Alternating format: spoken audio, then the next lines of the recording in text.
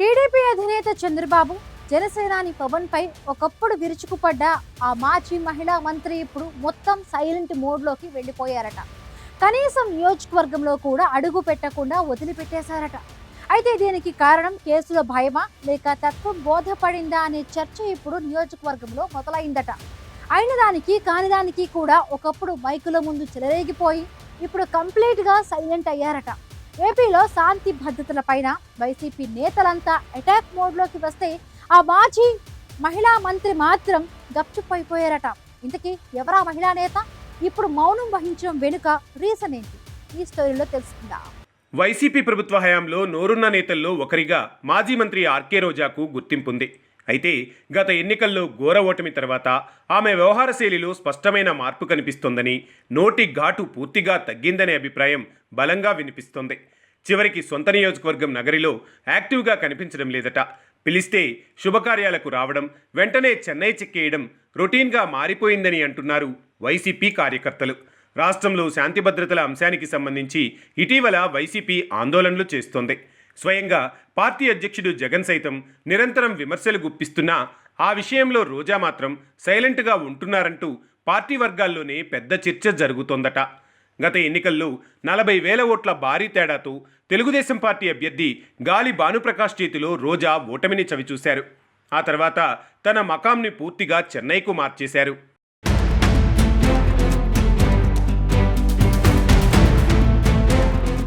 మధ్యలో ఇసుక దందా పేరిట హడావిడి చేసిన, అక్రమ రవాణాలో దొరికిన వాహనాలు వైసీపీ నేతలవేనని ఎమ్మెల్యే రివర్స్ కౌంటర్ ఇవ్వడంతో రోజా డిఫెన్స్లో పడి వెనక్కి తగ్గాల్సి వచ్చిందట. అప్పటి నుంచి పార్టీ కార్యక్రమాల్లో పాల్గొంటున్నా ప్రత్యర్థులపై దాడి విషయంలో మాత్రం పాత రోజా కనిపించడం లేదని సొంత పార్టీ వాళ్లే మాట్లాడుకుంటున్నారు. అదే సమయంలో పార్టీ అధిష్టానం పిలిస్తే వెళ్లడం, మాట్లాడమంటే మాట్లాడటం అన్న ధోరణిలో రోజా ఉన్నారా లేక సరైన సమయం కోసం వేచి చూస్తున్నారా అన్న సందేహాలు సైతం గట్టిగానే వ్యక్తమవుతున్నాయి. ఇప్పుడు గట్టిగా మాట్లాడితే కొత్త కేసులు ఎదుర్కోవాల్సి వస్తోందన్న ఆందోళన కూడా రోజాలో ఉందని కొంతమంది నేతలే చెబుతున్నారు. వైసీపీ అధికారంలో ఉన్నప్పుడు నిర్వహించిన ఆడుదాం ఆంధ్ర కార్యక్రమంలో అవినీతిపై సిఐడి దర్యాప్తు కొనసాగుతుండటం మాజీ మంత్రిని మరింత డిఫెన్స్లో పడేసిందంటున్నారు. ప్రతికూల పరిస్థితుల్లో రోజా దృష్టి పూర్తిగా కెమెరా వైపు మళ్లినట్లు చెప్పుకుంటున్నారు.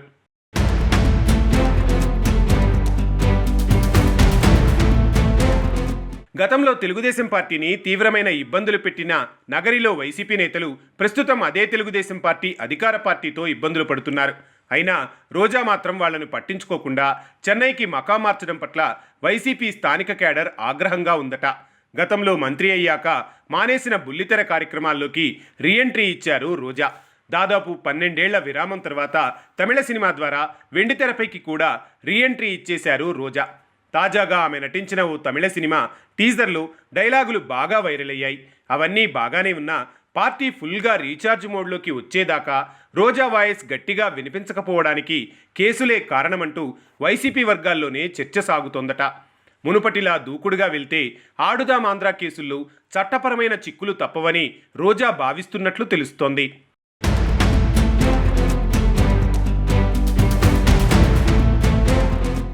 ఇక ఉమ్మడి చిత్తూరు జిల్లాలో మాజీ మంత్రి పెద్దిరెడ్డి రామచంద్రారెడ్డితో పాటు ఇతర సీనియర్ నేతలతో ఉన్న తీవ్ర విభేదాలు సొంత నియోజకవర్గంలోనే వర్గపోరు తలనొప్పిగా మారాయని అంటున్నారు.